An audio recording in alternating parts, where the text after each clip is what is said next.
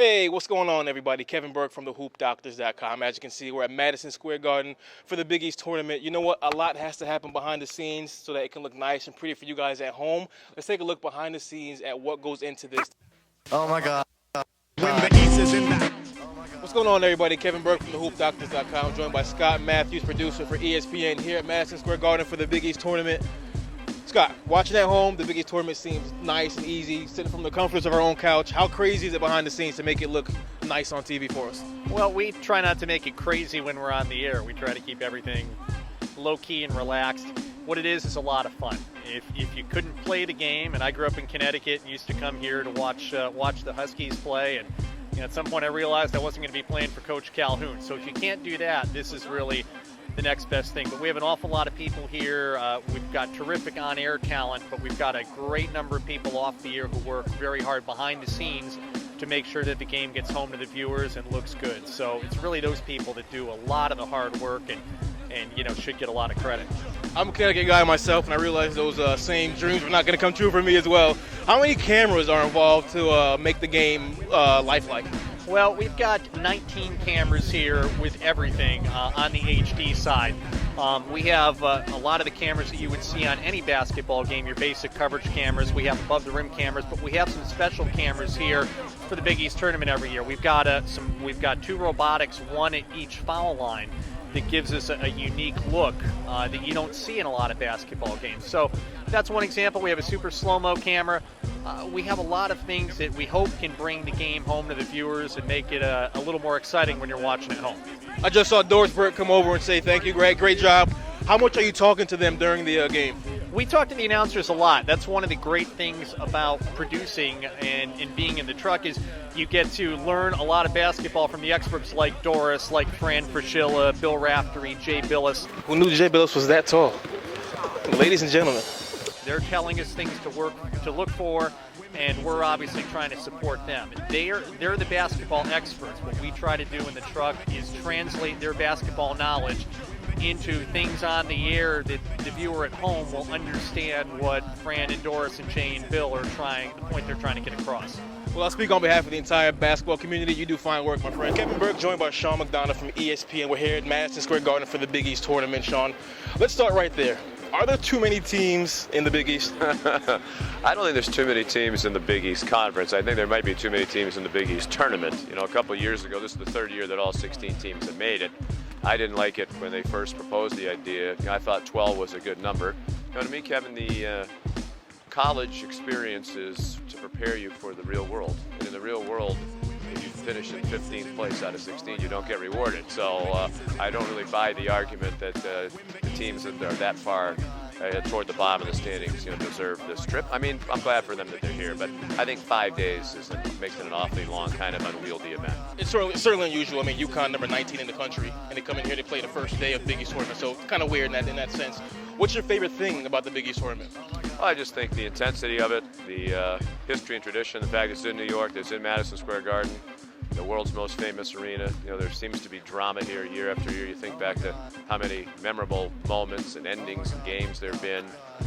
For us, I think the highlight was the 6 overtime game a couple of years ago, but it's always special. I do think it is the premier college basketball tournament in the entire country. Got a mismatch. Walker on McGee with 4. Kemba Walker, step back. Walker, cardiac Kemba does it again. UConn wins at the buzzer.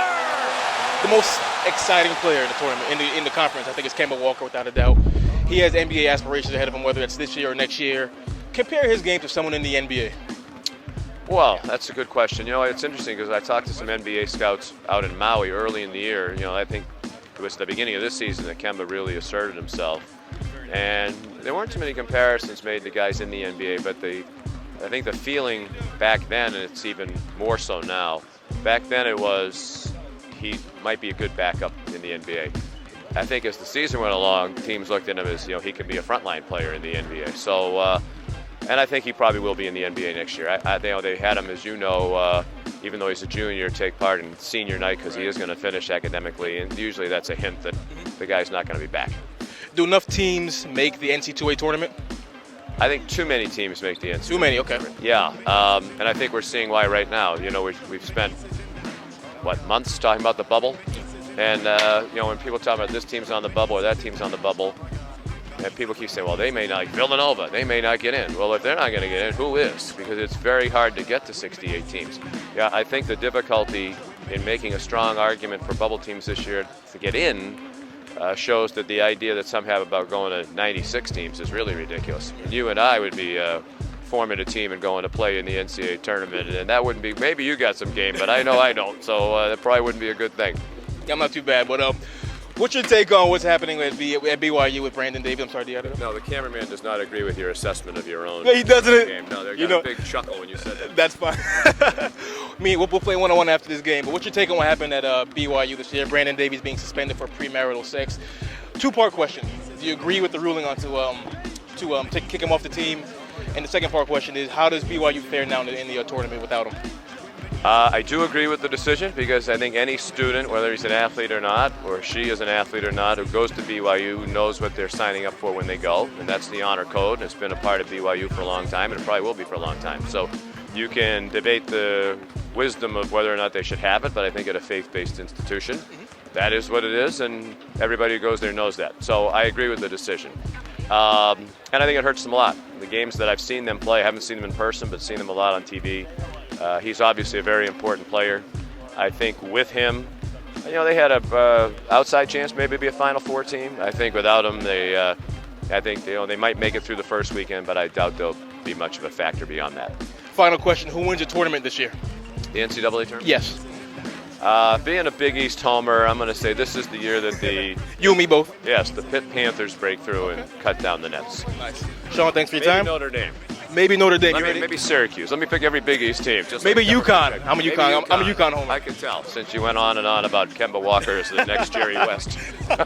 No, Michael Jordan. Oh, Michael Jordan. Yeah. Kobe Bryant. Whoever. Pick your guy. That's Kemba Walker. Sean, thanks for your time. My pleasure. Take care. Thanks.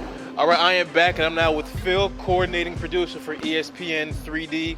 So I spoke with a 2D producer. What's the difference for people at home, between 3D and 2D? It's kind of obvious, but break it down to us. The cheap answer is, hey, you get depth, you get another dimension, obviously. But really, it's a much more real, human, immersive experience with the addition of depth, with the addition of a human being, your eyes, your brain, you perceive size, speed, movement, dimension, all through having two vantage points. That's why we're born with two eyes, and that's why we broadcast in 3D with pairs of cameras, and that allows you to experience the dynamic game of basketball or whatever sporting event it's doing in a much more realistic and we believe compelling manner. So right behind us is the truck. We heard of the truck. So what happens in this truck during the games? What doesn't happen is probably an easier question, right? Crazy. No, it's a pretty mellow group there. But we have a pair of trucks for the 3D group. They are this is the first fully integrated 3D production mobile unit that was created. It was built by NEP for ESPN. We've used it for the last 8 or 9 months. It's looks fairly comparable to what you would see in the 2D truck, but you will notice the production crew and some of the technical crew all wearing their 3D glasses. I don't know where I put mine at the moment. Here we go. No, Got a pair? Oh yeah, I have more stylish ones than this, so I'm sorry, Rachel. I'm not gonna put those on. But anyway, it is. It looks comparable, except there are two big 3D monitors there, so we see 3D programs. Can I borrow your 3D glasses? You can wear those. I really. Yep. That's my bag. Okay. I'm gonna wear them during the interview. Do you mind? No, I don't mind at all. You're welcome. You can wear them all night if you want. I'd even let you borrow a nice looking pair if you want. But it's pretty comparable. Some big differences. There is another secondary truck we call our B unit, where there is a person for each camera who, in addition to the camera person, is also responsible for kind of controlling how far apart the cameras are from each other and exactly how they're angled in relation to each other. So that's like with a convergence and the stereography room, and that's kind of a big difference between a 2D truck, because those guys are basically one guy for each camera is essentially creating the appearance of depth in the screen. How many cameras are actually filming the game? We are at 9 right now, which is a pretty healthy deal for us. 5 of them are robotic cameras, we are really committed because of the immersive real-life experience, being close to the action.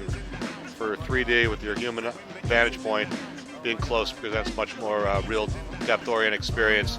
So because of that, we are oriented towards some robotic cameras around the court that allow us to both be close and have enough of a vantage point down to still see the kind of separation and see the game somewhat similarly to the way you see it from higher, but from actually close and a little steepness that way. Okay. From what I've seen at home, you do fine work, my friend. Looks Thank you, sensational at home. Thanks for your time, Phil.